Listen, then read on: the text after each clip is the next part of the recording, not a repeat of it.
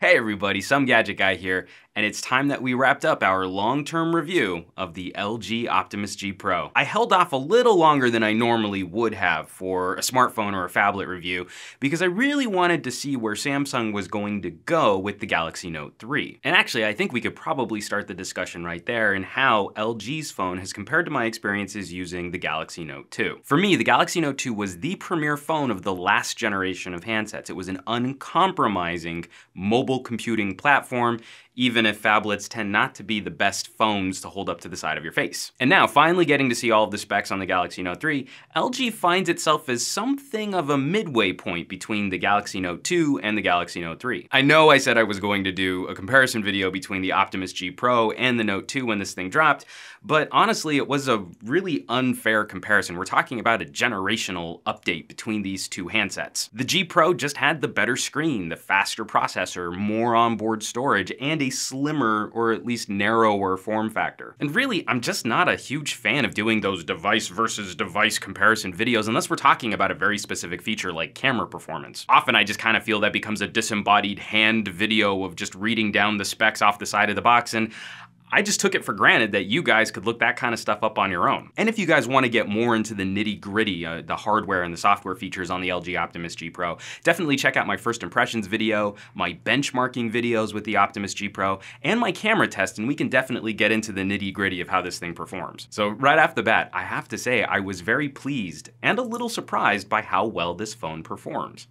I'm not predisposed to liking LG. This is actually the first LG I've ever spent any significant time with. Immediately opening the box, the cynic in me very quickly realized whose design aesthetic LG was looking to ape or pay homage to when they were sitting down to design the Optimus G Pro. The dual capacitive buttons which flank a hardware home button down at the bottom of the screen, it wasn't much of a mystery who they were being inspired by on this hardware build. And a number of those software tweaks which were baked into LG's manufacturer's skin for Android definitely seem borrowed by something whizzy and touchy. So getting down to brass tacks, I was already a little biased, a little predisposed to cynically attacking the Optimus G Pro. Plus, this was coming at a time as I was starting to fall out of love with phablets. Back when our choice was the Note 2 or the Galaxy S3, I was willing to make compromises on size to have ridiculously high performance. Here in the States, going to a Note 2 meant going up to a quad-core processor with just unparalleled levels of performance. But in between the Note 2 and the Optimus G Pro, Android users got a number of good options for larger screened but still more phone-like devices in the HTC One and the Galaxy S4. Phones which also featured that quad-core level of performance. And that's when I started to realize that I actually do prefer a sort of medium-sized device. I don't like teeny tiny devices. I can't really use an iPhone and enjoy the experience,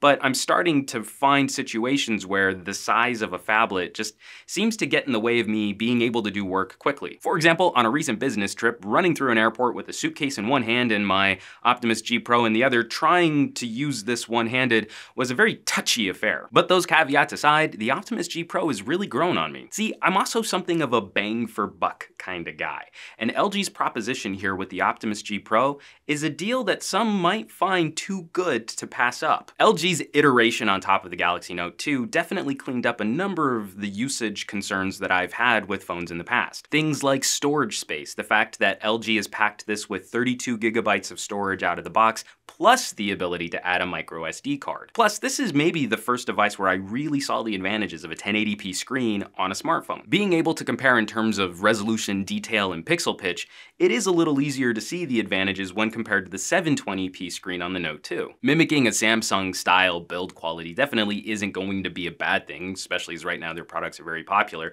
I'm still not a huge fan of glossy backs on phones, especially phones this large. I want something a little grippier to hold on to. For example, I'm covering my Note 2 in wood just so that it feels a little bit better in my hand. But I really do like construction considerations like removable backplates, that I can get to the battery, that I can swap the SIM card, that I can pop out the memory card, and I don't have to use some weird pin tool to get to things that I might want to swap over time. And it also doesn't hurt that mimicking Samsung just makes the device a little bit more familiar the second I pull it out of the box. I understand what to do with a home hardware button down here under the screen. I like that the power button is right where my thumb would naturally fall. If I'm going to be critical, it was frustrating that they swapped the capacitive buttons flanking the home button, because I'm just muscle memory used to going back on one side and menu on the other. The position of the quick memo button also proved to be a touch frustrating over the course of this review, as it always seemed to land somewhere where I would be gripping the phone to pull it out of a pocket or put it into a bag, and then all of a sudden I'd have some Surface thing that had written all over my screen, sort of the note-taking equivalent of butt dialing. In all, performance has been very good.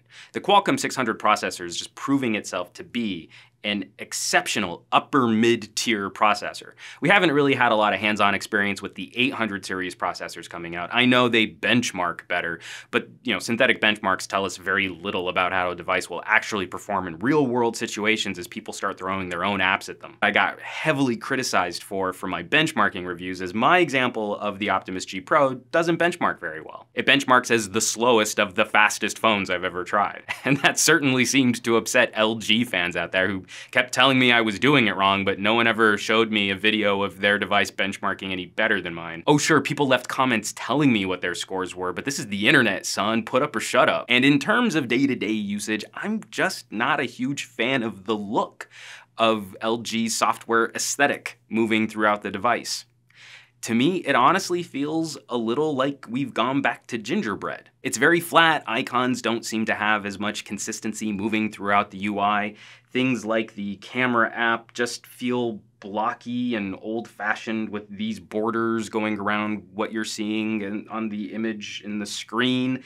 It just looks old, even though I know that this is a premier, top-tier, brand new device. And the app drawer, as it comes on this device stock, is a hot mess, as unless you know how to dig into various settings or load up a third-party launcher, you're constantly having to reorganize if you want your apps sorted alphabetically.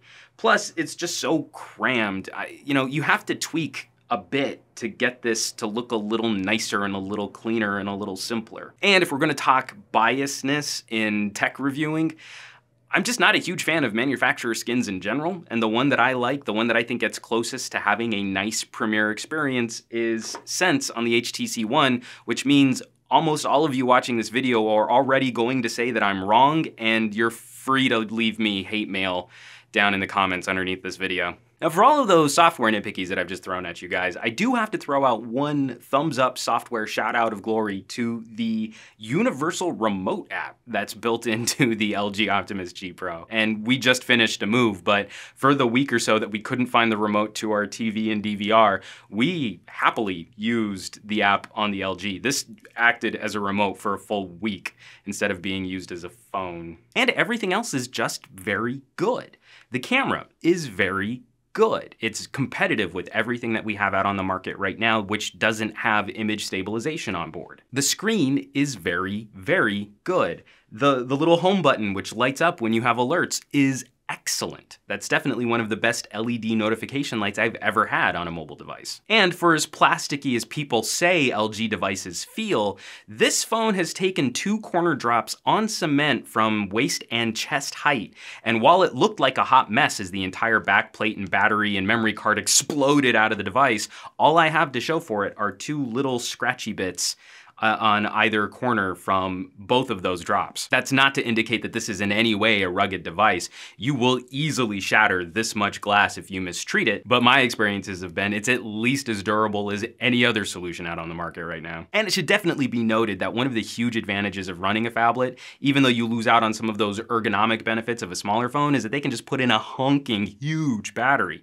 All-day runtime on this thing has never been a problem. And so where does that leave LG's phablet? Honestly, if you were shopping a large screen handset, it would be foolish to not at least consider picking up and playing with an Optimus G Pro. Yes, we know the Galaxy Note 3 is going to be Moore's powerfuls, but there isn't any software out on the market right now which is going to really tax the Qualcomm 800 in the Galaxy Note 3 just yet. Plus, we also know that Google is committed to its mid-range line of devices, where even the Moto X is running a newer dual-core processor. And the Qualcomm 600 that's in this phone is the same processor that's in devices like the Nexus 7. This sucker's coming in at $99 on a 2-year contract through AT&T. The same CPU hardware that's found in the Galaxy S4 and the HTC One, twice as much much storage as the Galaxy S4, plus the ability to add extra storage via a memory card, this thing's a monster. I just really want to put that into perspective for you guys.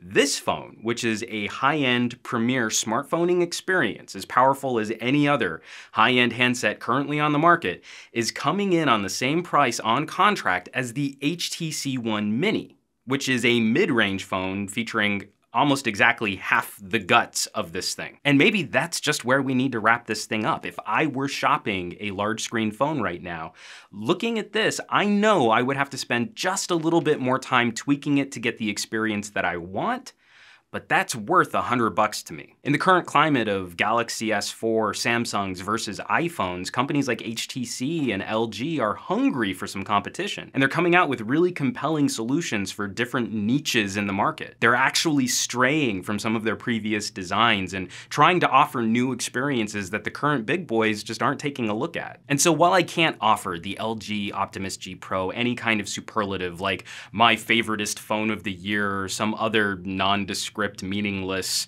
platitude, I do have to say the bang for buck proposition on this guy is extremely compelling. When you take a look around the smartphone shopping landscape, really good deals don't come around that often. So when a really good deal does come around, it's at least worth giving it a look. As always, folks, thanks for watching, and I'll catch you all on the next review.